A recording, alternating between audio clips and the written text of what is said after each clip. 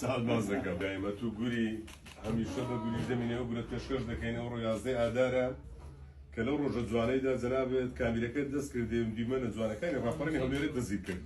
هەر ساغبی طبعا ابن زور سپاس دەکەم ئەتو هەموو وەختێکی کە بەم نەری خارە یعنی سەد خار نەزار کەویتە خوارێ ئەوە لە گەورەیە خۆتە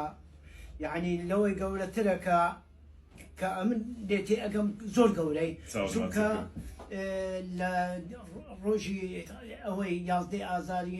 سارێ کە بەو بارانەی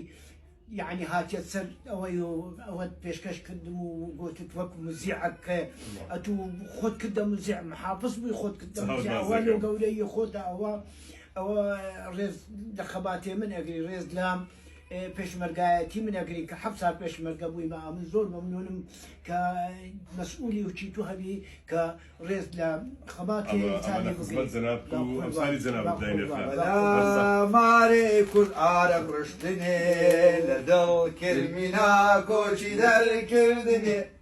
بيك بونا بش